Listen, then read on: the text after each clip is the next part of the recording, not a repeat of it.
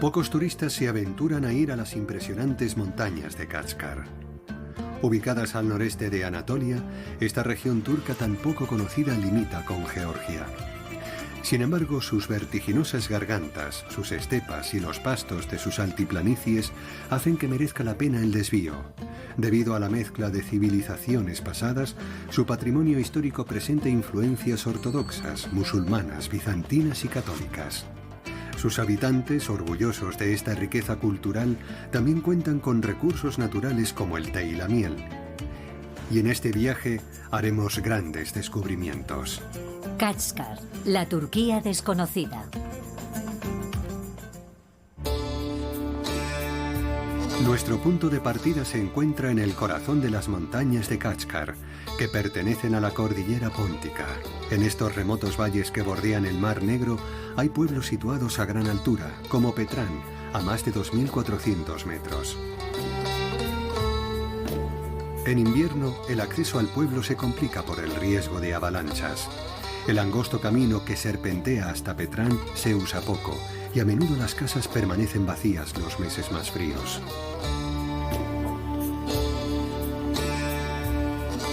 Mehmet Kurt pasa todo el invierno aquí.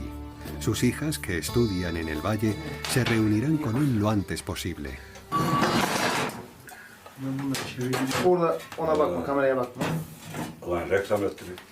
La mayoría de las personas que viven en Petrán son ganaderos. Aquí no hay otra cosa. Como podéis ver, ya está todo nevado.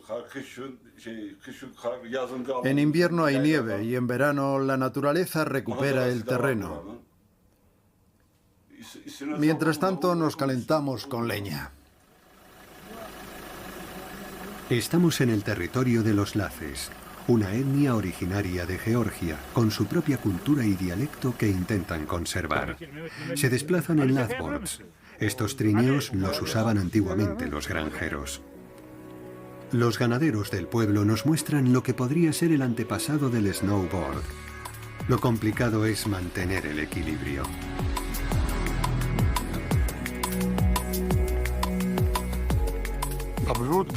Lo hemos heredado de nuestros antepasados.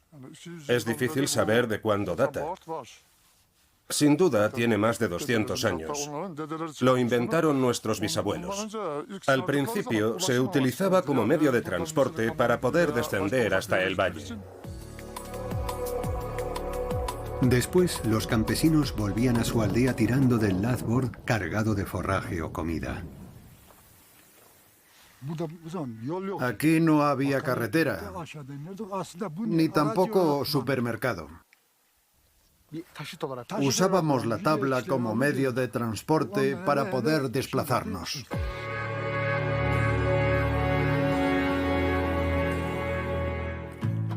En este valle que parte de Surmene, la presencia de los griegos ha dejado huella en el paisaje. A pesar de que se fueron después de la guerra greco-turca de 1923, aún se hace patente en monasterios abandonados o en esta iglesia ortodoxa de Chidá, hoy transformada en mezquita. Un poco más arriba, el pueblo de Karayakea es uno de los pocos de la región que conserva el estilo de antaño, como estas casas de madera con entramados de piedras blancas engastadas. Yelal está a favor de proteger este patrimonio. Son casas de estilo griego porque esta región estuvo habitada por los griegos. Justo este pueblo no, este era otomano. Pero los griegos vivían en los valles de alrededor.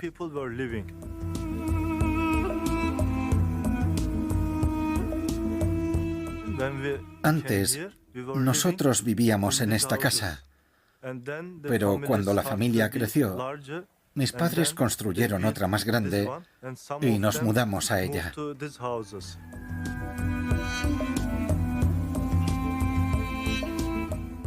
Cuando era niño, jugaba al fútbol y al baloncesto en esta habitación. Hoy está alquilada a una familia que vive en ella todo el año. Pero aquí también es raro que las casas estén habitadas en invierno.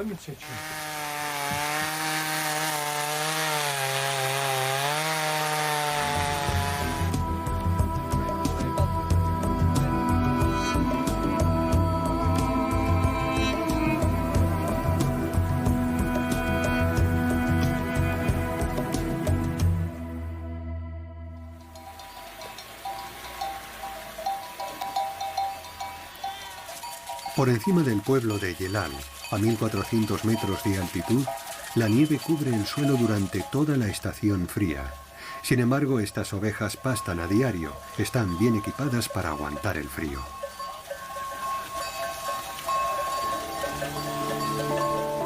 Llegamos a la cima de la montaña, donde se fundó Kogoeduzu, hace 850 años. Su ubicación es doblemente estratégica. Por un lado, es una parada de las caravanas que se dirigen a Irán y en verano un paso obligado para subir a los pastos de montaña. Aslan Bayraktar, cuyos bigotes son famosos aquí, es el dueño de este pequeño bar desde hace décadas. A Yelal le gusta venir y escuchar sus historias.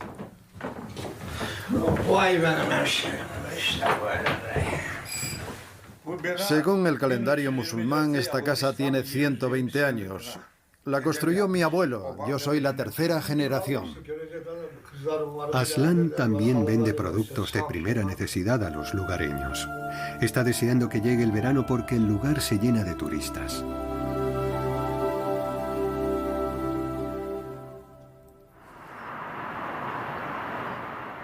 Volvemos a las orillas del Mar Negro para recorrer las calles de Surmene, donde el clima es más suave que en las alturas. El pueblo es famoso por sus cuchillos artesanales, que son un arte ancestral. Estas dagas, ahora decorativas, antiguamente eran armas de defensa y se escondían en la ropa. Tayfun Sarik es un experto. Sus creaciones son auténticas obras de arte. Fabricar los cuchillos de Surmene es un arte que nos transmitieron nuestros antepasados. Los griegos eran los especialistas. Nuestros predecesores adquirieron estos conocimientos que han perdurado hasta nuestros días. Surmene sigue siendo un lugar destacado en el ámbito de la cuchillería, gracias a los artesanos y a unas técnicas de calidad.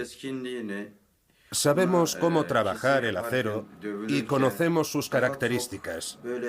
Lo hacemos con pasión.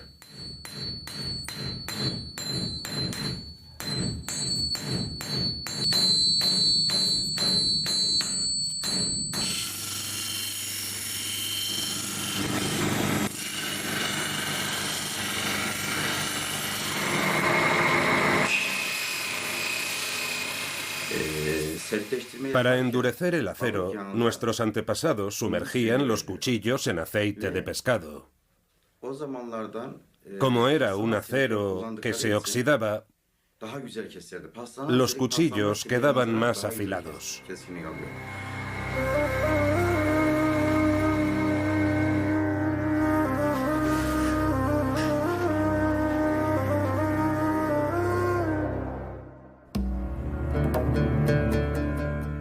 En los valles, a decenas de kilómetros del Mar Negro, los monjes encontraron lugares espectaculares para vivir apartados del mundo.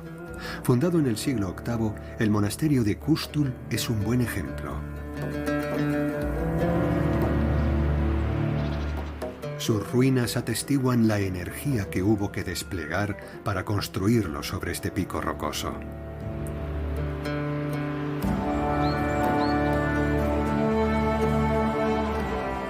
El monasterio de Sumela, mucho más conocido, domina el valle de Altintedere desde el siglo IV.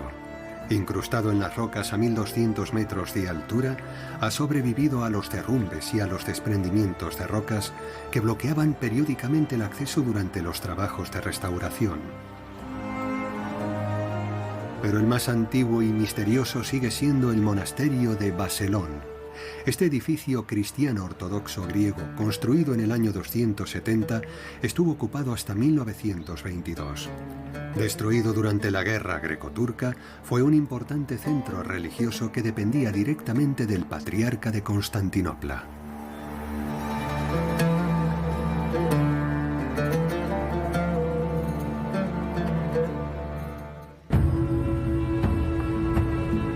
Saliendo de Risé, no faltan caminos que suban hacia las montañas de Kachkar. Pero el valle que se extiende hacia Chamelshin es el que nos ofrece las vistas más impresionantes, especialmente desde el pueblo de Aydar.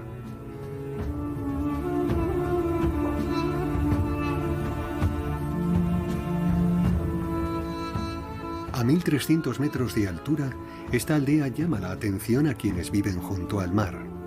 En tan solo 2 horas por carretera, los habitantes de la costa descubren la nieve. No se parece en nada a las opulentas estaciones de deportes de invierno europeas, aunque cada año aparecen nuevos hoteles. Los visitantes no siempre están bien equipados, pero eso no importa. Disfrutan del paisaje, de las casas de madera y de la nieve. En ausencia de esquís, los turistas se deslizan con ruedas hinchables.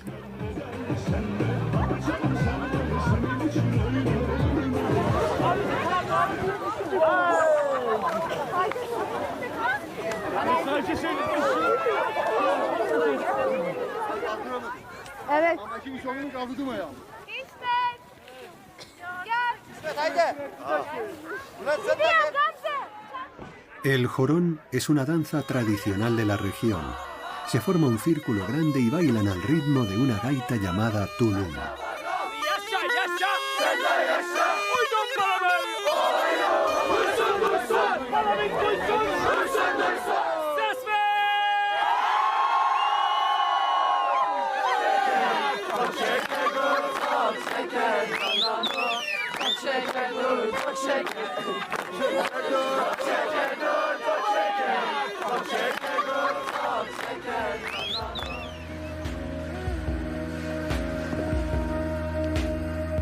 Hace 15 años, todavía eran muy pocas las familias que pasaban el invierno en lo que originariamente fue un pueblo de montaña.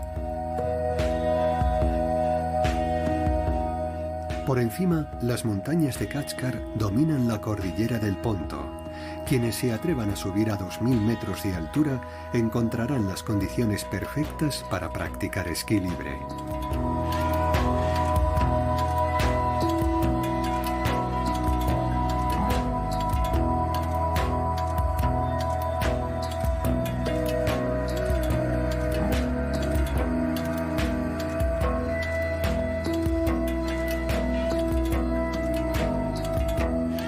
En invierno solo se distinguen los tejados de las casas de Asabur. Este pueblo vuelve a la vida en verano. El tulum se toca en todas las fiestas del Valle de Risén. Este artesano de Ardesen es experto en la materia. Todo se hace a mano. El instrumento se talla en madera y caña y la parte flexible se hace con piel de oveja.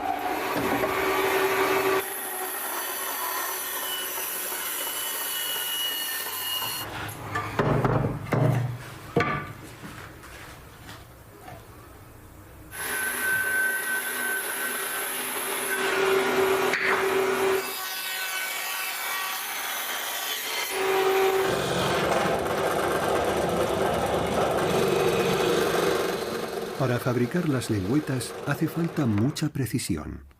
El tulum solo produce 5 notas, pero al tocarlo con fuerza no admite el más mínimo error. El puntero es la pieza central del instrumento. La parte más importante es el puntero. De él es de donde sale el sonido. Las lengüetas se introducen dentro del puntero y sirven de enlace con la bolsa de piel. Estas piezas permiten que salga el sonido.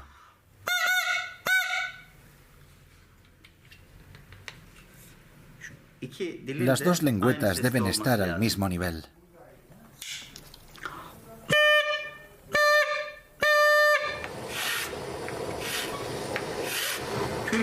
Las cañas para fabricarlas proceden de Adana, Mersin y Tarsus. Son de mejor calidad. Siempre elegimos las cañas de estos lugares.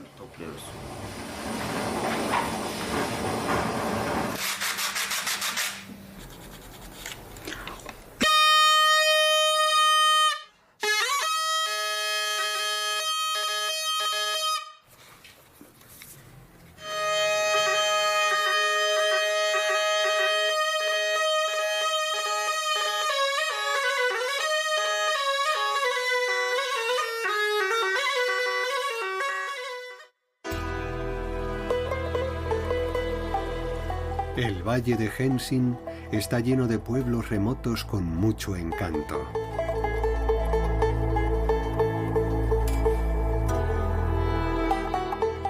Durante el invierno, en Ortancülü solo hay 4 casas habitadas. La mayoría son de madera y se mantienen en buen estado a pesar de la nieve y la lluvia. En las vigas cuelgan amuletos para ahuyentar el mal de ojo. La casa de Aysel consta de 2 partes, un magnífico granero en donde en otro tiempo se guardaban los animales y la vivienda en sí, con su indispensable chimenea y su imprescindible estufa en la que se calienta constantemente el samovar para preparar el té. Durante el invierno, en el pueblo solo vivimos 5 o 6 personas. Sin embargo, en verano somos más de 50. Ocurre lo mismo en los demás pueblos de la zona, están desiertos en invierno.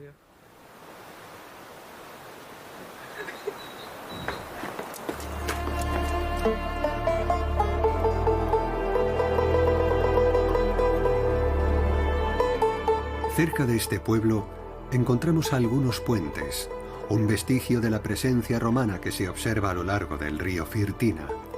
Estas auténticas obras de arte se restauran periódicamente.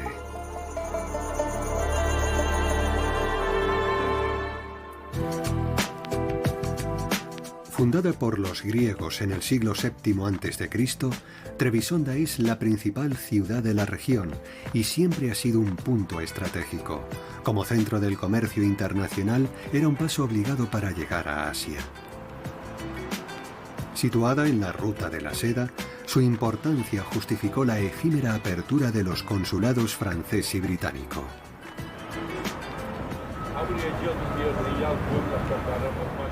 Trebisonda conservó durante mucho tiempo la diversidad étnica y religiosa y sus colonias comerciales, pero a principios del siglo XX los genocidios póntico y armenio alteraron el equilibrio local. Hoy, la ciudad es un destino popular en invierno, gracias a la brisa del Mar Negro y al clima húmedo y cálido de Asia. Turquía, la 11ª reserva de oro más grande del mundo, siempre ha codiciado este metal. Alrededor del año 650 a.C., se acuñaron las primeras monedas de oro en Lidia, que formaba parte del Imperio bizantino. Desde entonces, el oro está presente por todas partes.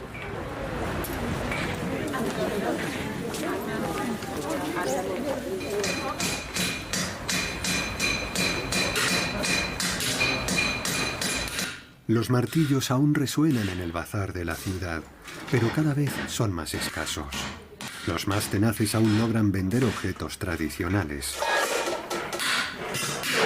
Durante el apogeo del comercio entre Asia y Europa, numerosos caravasares salpicaban la ruta de la seda. El de Bedestán, construido en 1461, aún sigue activo, y en él se encuentran objetos artesanales. Las panaderías venden unos sabrosos panes típicos que se pueden comprar por rebanadas. Y también piade, una especialidad local inspirada en la pizza italiana, que cubren con queso o carne de cordero.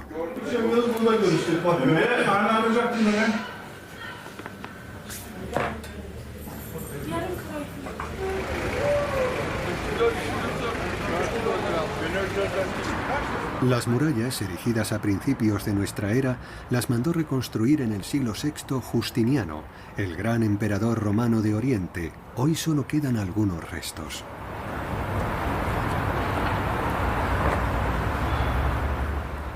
Junto a las estatuas de Ataturk, fundador de la Turquía moderna, y del sultán Solimán el Magnífico, los edificios antiguos han sido restaurados con mucho acierto, dando un prestigio notable al centro histórico de la ciudad. Como esta mezquita, que anteriormente fue una iglesia.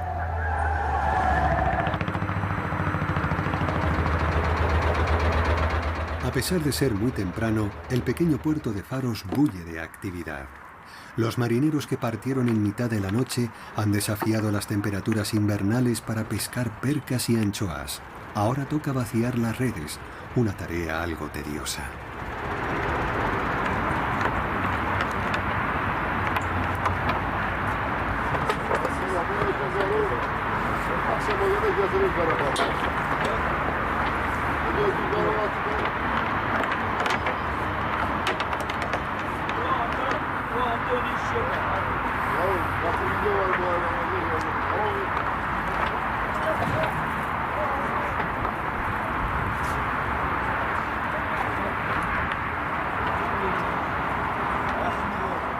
Una vez que los mayoristas se han marchado con el pescado, los pescadores por fin pueden entrar en calor y descansar. Anoche nevó en las montañas de alrededor.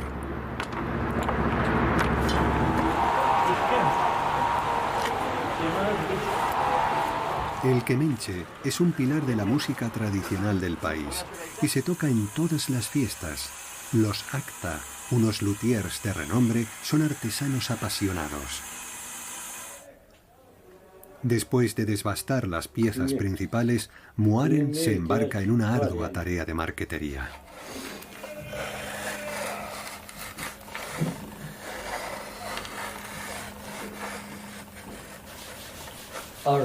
La madera de ciruelo y la madera de enebro son las mejores para hacer kemenches.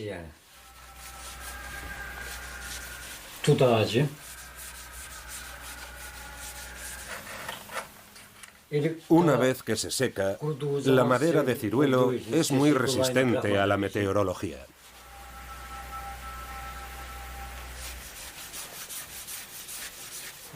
Aprendí solo a hacer kemenches. Me compré uno para ver cómo se tocaba y luego observé cómo los hacían para aprender.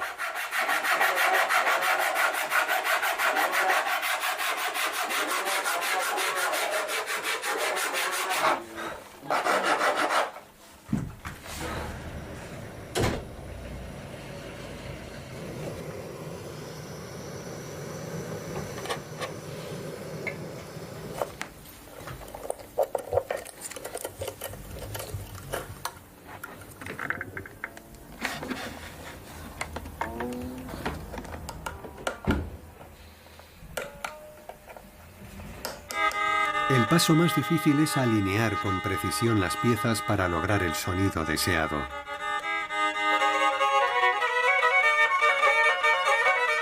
Con solo 16 años, Aitan, el hijo de Muaren, ya es un músico muy solicitado en bodas y fiestas importantes.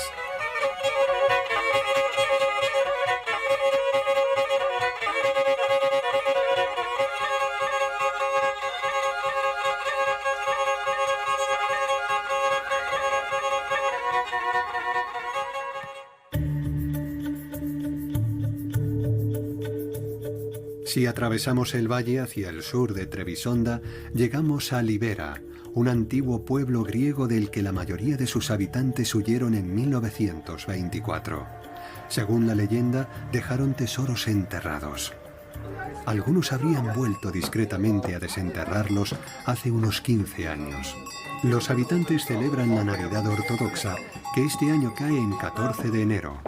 Vestidos con los trajes tradicionales y al son de los kemenches, un grupo se prepara para dar la señal y formar unos círculos grandes para bailar el jorón.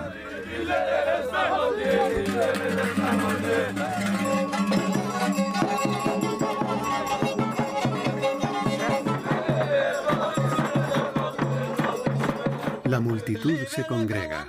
Los visitantes procedentes de la ciudad o de los valles vecinos son numerosos. En invierno las distracciones son pocas.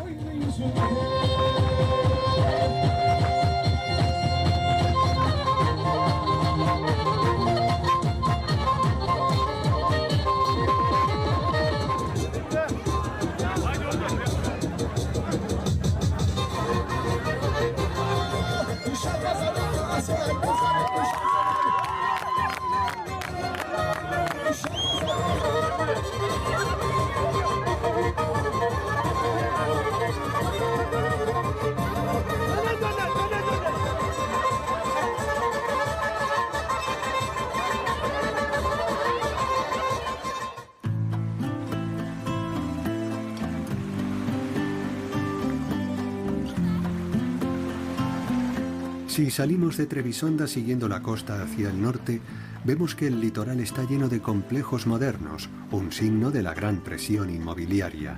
Pero aún quedan algunos enclaves donde las antiguas villas marineras se han convertido en pensiones. En los días soleados, los turistas vienen aquí a nadar.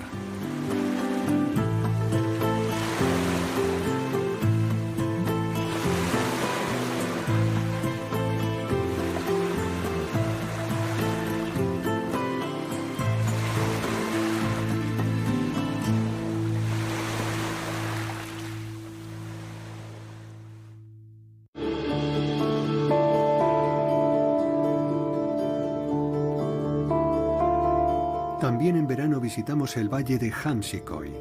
El clima, más indulgente, nos permite acceder a los pueblos más altos, antiguas etapas de las caravanas de mercaderes. El monasterio de Santa Jarabeli, fundado en el siglo XVII por los helenos, domina el valle. En el siglo XIX, un periodo próspero para los comerciantes griegos, vivió su edad de oro.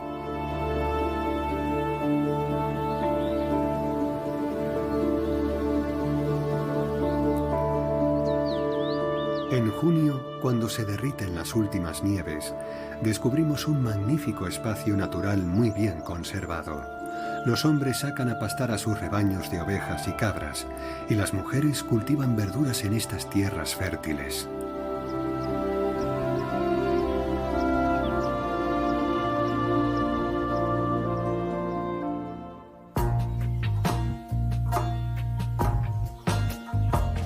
Hemos vuelto al pueblo de Yelal, Karayakea, donde la naturaleza ha recuperado su espacio. Hay campos de té y avellanos por todas partes. Incluso cuesta trabajo abrirse paso para ir de casa en casa. Esta solo está ocupada unas semanas al año durante la temporada de recolección del té y las avellanas. Los jóvenes prefieren la comodidad de los pisos de la ciudad a la vida en el campo. El verano sigue siendo un periodo activo. Los animales se llevan al pueblo para obtener leche y hacer mantequilla.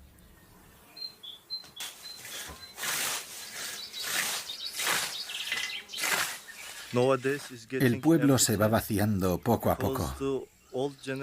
Los ancianos fallecen y los jóvenes optan por mudarse a la ciudad para buscar trabajo. Estos huertos y estos campos no dan para cubrir las necesidades de una familia joven con niños, así que se van.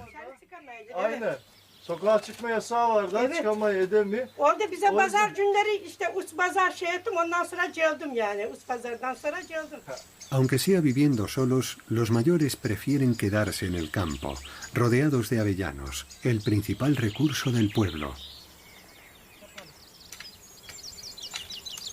La familia de Yelal vive de estos cultivos y del té. También tienen una huerta que les proporciona verduras durante todo el verano.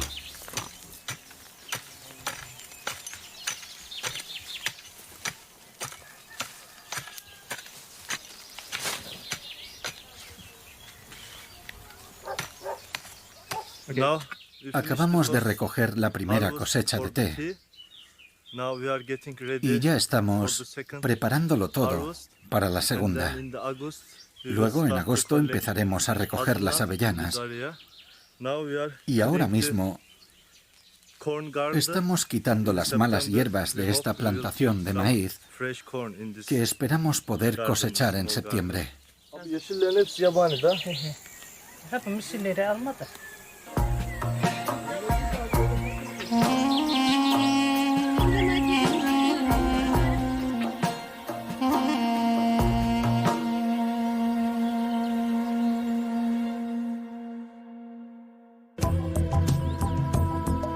Alrededor de Ardesen, los inmensos campos de té dan vida a los paisajes montañosos, llegando hasta los 1000 metros de altitud.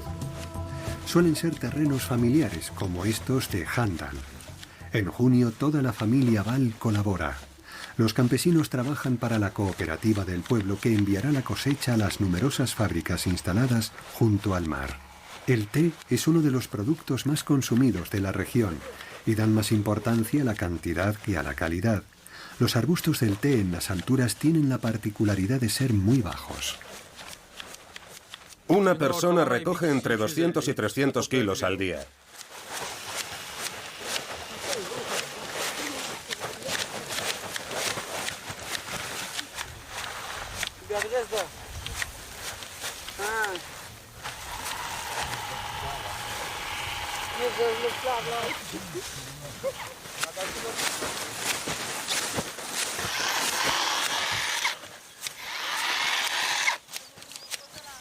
Zacaría está probando una cortadora eléctrica.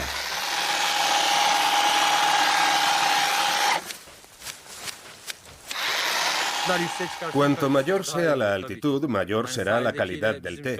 El que se cultiva junto al mar no tiene nada que ver con el de aquí.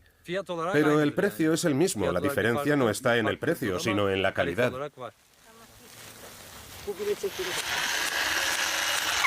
El Estado apoya en gran medida la producción y a cambio fija los precios y gestiona las fábricas.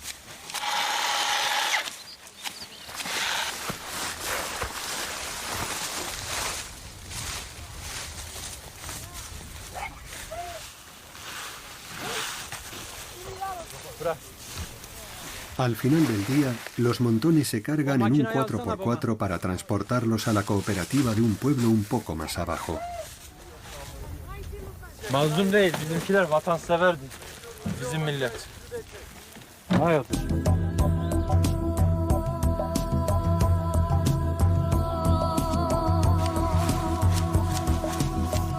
Por todos lados, en estas pendientes impresionantes, se afanan en recoger el té. Tienen que evitar las primeras lluvias del verano, que son muy abundantes. Erdal apenas abandona el campo, se dedica a controlar las colmenas que ha instalado en lo alto del valle. Las colmenas están en una torre con las patas recubiertas de hojalata para evitar que los depredadores trepen por ellas. Las abejas pueden estar tranquilas.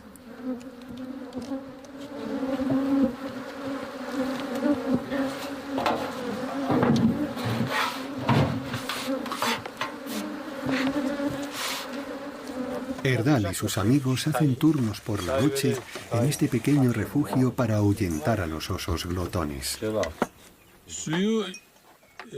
Cogemos el agua de una fuente que hay aquí cerca.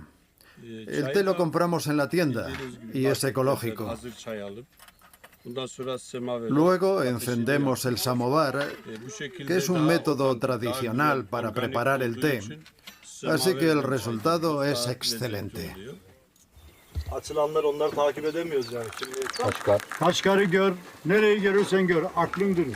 Primero vierten el concentrado de té en un vaso y luego lo diluyen con agua hirviendo. Este grupo de amigos no cambiaría esto por nada del mundo.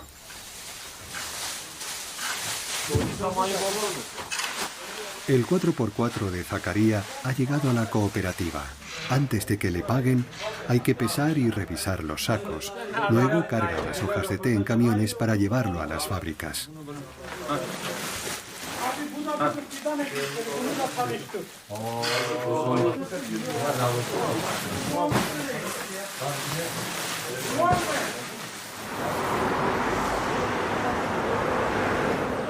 En esta región no escasean las fábricas, pequeñas o grandes.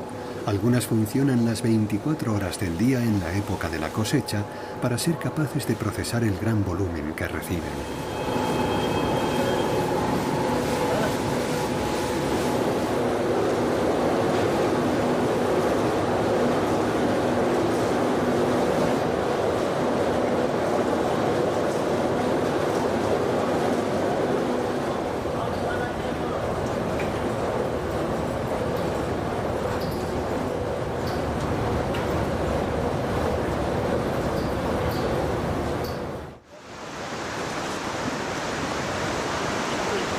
En dirección a Aydar, la temporada de lluvias ha transformado el paisaje.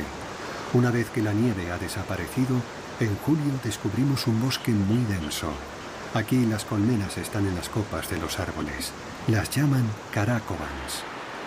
Mustafa tiene 70 años, pero no duda en subir a 15 metros del suelo por una escalera inestable para recoger miel de una calidad única. Ahí arriba sabe que los osos no podrán saquear las colmenas.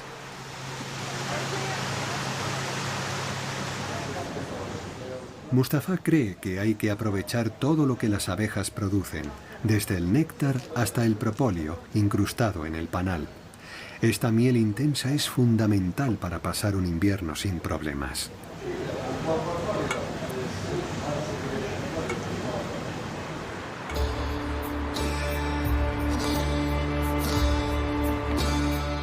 Por encima de las nubes que oscurecen Aydar, en el pueblo alpino de Abuser, situado a más de 2000 metros sobre el nivel del mar, brilla el sol.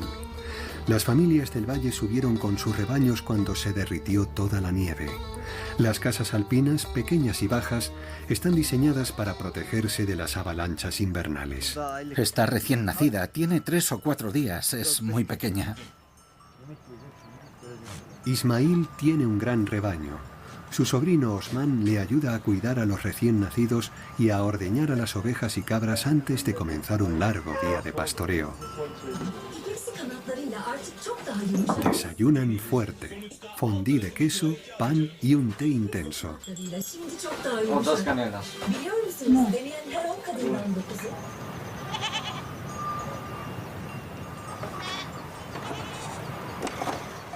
Estamos contentos con la vida que llevamos.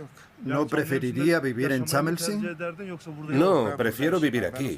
Y por otra parte no nos queda otra, porque si no trabajamos duro no tenemos qué comer. Yo vivo aquí desde que tenía 10 años. Siempre he criado animales.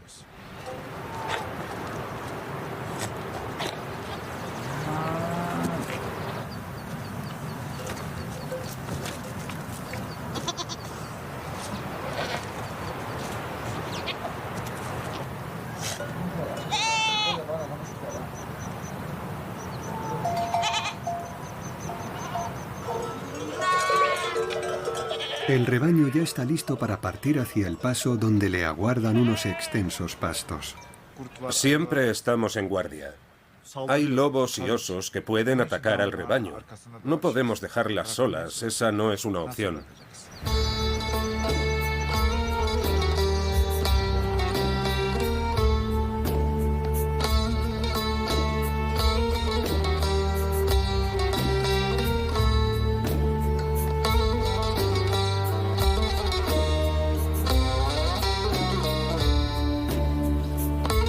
Justo enfrente, las montañas de Kachkar sobresalen en las llanuras con sus 4.000 metros de altura.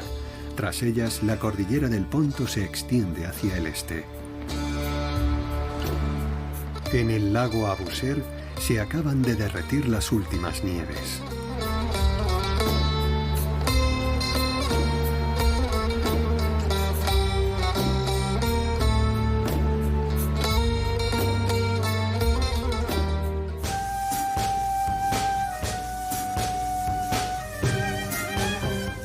Tomamos la carretera en dirección al norte, hacia la frontera con Georgia, para llegar al valle de Mayel. En estas cuencas de bosques vírgenes se entremezclan las culturas de los dos países vecinos. El valle de Mayel es reserva de la biosfera desde 2005. La aldea de Efelar es uno de los pocos pueblos ocupados por georgianos en territorio turco. La familia Abelli vive aquí y su alimentación es prácticamente autónoma.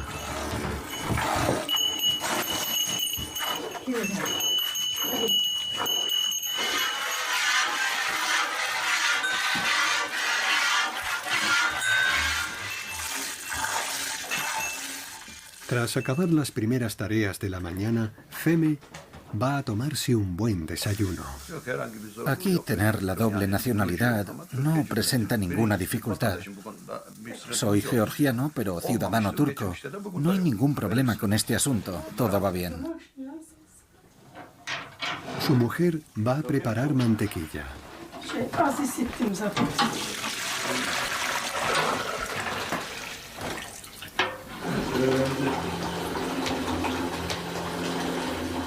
Utiliza un batidor manual para separar la nata de la leche.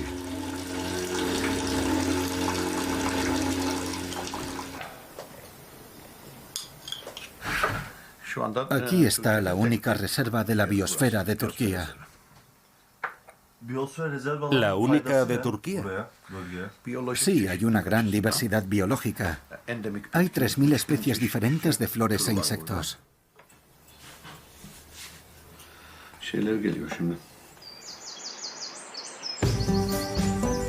Feme no podía desperdiciar este tremendo potencial natural.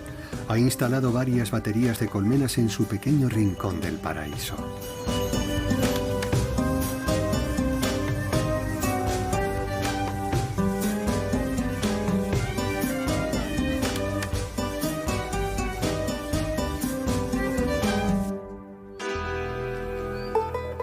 En esta región, las mezquitas son de madera. Destruida en 1855 por una alud, esta fue reconstruida gracias a la generosidad de los habitantes que donaron trozos de madera de sus propias casas. No muy lejos, la otra mezquita del pueblo también está decorada con mucho gusto.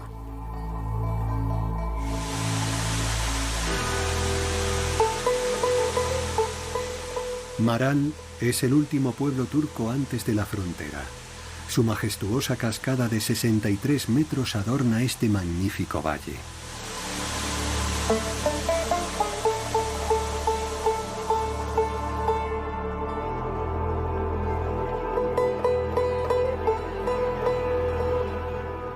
En la carretera de Artvin hubo que construir varios diques para contener al río Chorro, que serpentea entre enormes acantilados.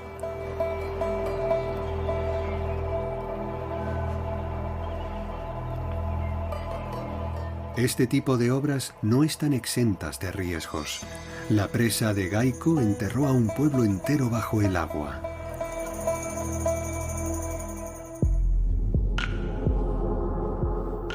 Nos dirigimos al noreste, hacia Savsat, para visitar una región de pastos de montaña tan verde que se conoce como la Suiza turca. A 1900 metros de altitud, muy cerca del pueblo de Disharo, el panorama satisface nuestras expectativas. En los alrededores del lago Balik, a 2000 metros, se encuentran los primeros pastos de montaña del valle. A sus 74 años, a Kemal solo le quedan unas pocas vacas. Sus hijos no quisieron tomar el relevo y cuidar sus ovejas. En total, 12.000 cabezas. Vengo de Pinarli. Acabamos de llegar a esta zona y aquí nos quedaremos un mes. A principios de julio subiremos a otros pastos de montaña situados en una meseta. Estaremos allí 2 meses antes de volver aquí otra vez, donde nos quedaremos hasta finales de octubre.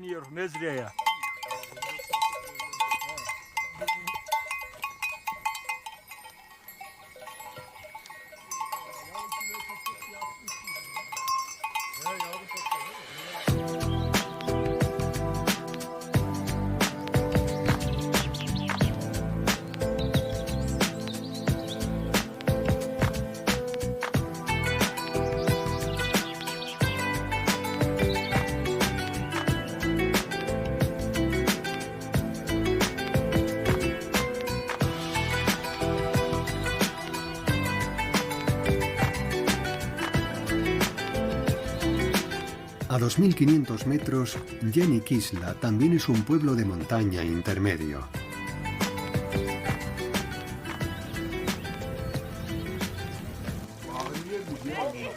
Al igual que Kemal, la familia Alagoz tuvo que reducir el tamaño de sus rebaños. Sin embargo, Perihan aún no para quieta ni un segundo. No nos hace especialmente felices vivir en estas condiciones, pero no tenemos otra opción. Nos gustaría contar con más comodidades, pero así es la vida. Como no tenemos trabajo ni un salario, nos vemos obligados a cuidar de los animales. Con la leche fresca de la mañana, Perihan hace queso. Toda la familia vive en la misma habitación. A esta altura, el aire es fresco y la estufa debe estar siempre encendida.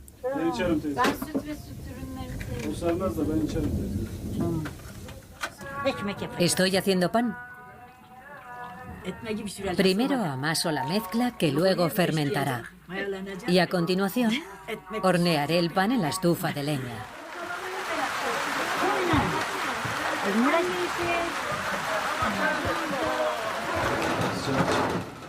En la casa de al lado usan lo que se conoce como yayik para batir mantequilla como se hacía antiguamente.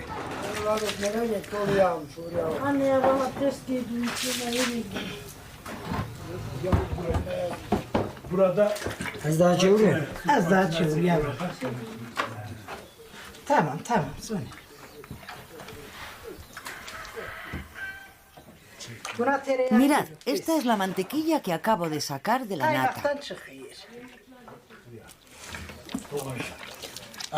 Se puede conservar 1 año o 2. Ahora la guardaremos en el almacén y nos la llevaremos cuando subamos más arriba. Aguantará bien.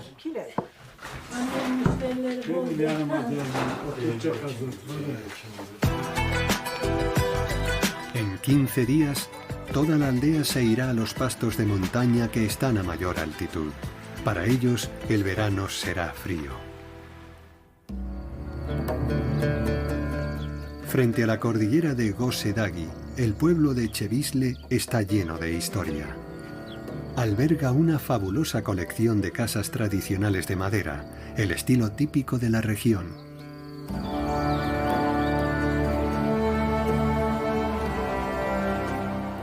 Algunas tienen casi 200 años. Construida a finales del primer milenio, la iglesia georgiana Tíbet es un importante lugar de peregrinaje para los fieles de la religión ortodoxa. Inicialmente dedicada a la Virgen, el edificio contenía muchos objetos sagrados antes de ser destruida en la década de 1950.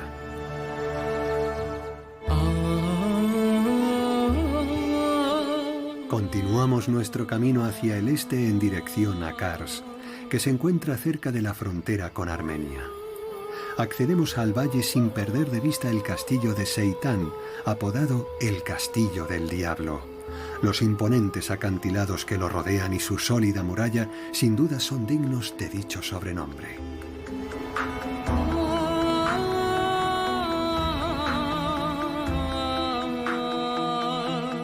Un poco más al este, la ciudad de Ani se extiende sobre una meseta aislada con vistas a un barranco que forma una frontera natural con Armenia. En esta ciudad medieval hay edificios residenciales, religiosos y militares de varios estilos, erigidos a lo largo de los siglos por los cristianos y luego los musulmanes. La ciudad alcanzó su apogeo en los siglos X y XI, cuando se convirtió en la capital del reino armenio medieval de Bagratid. Consiguió su riqueza gracias al control de una vía de la ruta de la seda. La invasión mongola marcó el comienzo de la decadencia de la ciudad, que habría sufrido un terremoto devastador en 1319, aunque esto aún sigue sin estar claro. Hoy en día es un maravilloso ejemplo del desarrollo de la arquitectura medieval, gracias a la presencia de todos los estilos que surgieron en la región entre los siglos VII y XIII. Las ruinas esparcidas por esta vasta llanura dan a este lugar un ambiente muy especial.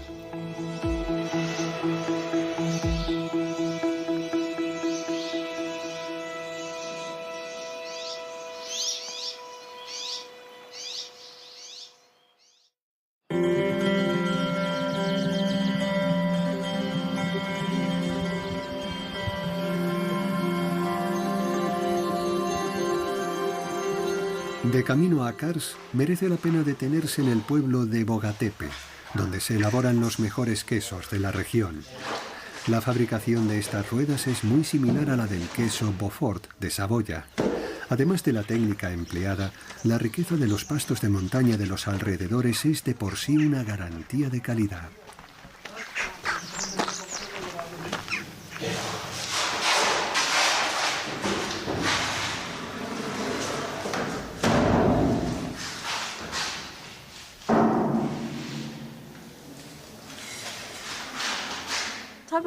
Tenemos unas 650 variedades de plantas. No podríamos obtener este queso si las vacas no pastaran esas plantas. Solo lo hacemos entre mayo y julio, que es el mejor momento.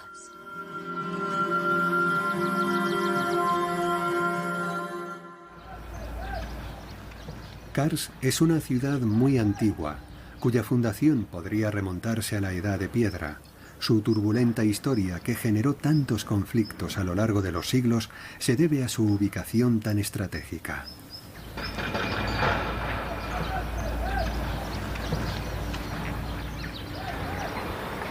Incluso hoy en día, la región está bajo presión. En el exterior hay disputas respecto a la frontera armenia, y en Turquía el partido islamista conservador es un foco de tensión. Desde hace varios años, se está haciendo un esfuerzo por restaurar los edificios históricos de la ciudad. A nuestro pesar, abandonamos las montañas de Anatolia. Desde las llanuras nevadas en invierno hasta los frondosos bosques del verano, los valles secretos del este de Turquía nos han revelado algunos de sus tesoros naturales y culturales. Esperamos descubrir otros en un futuro viaje.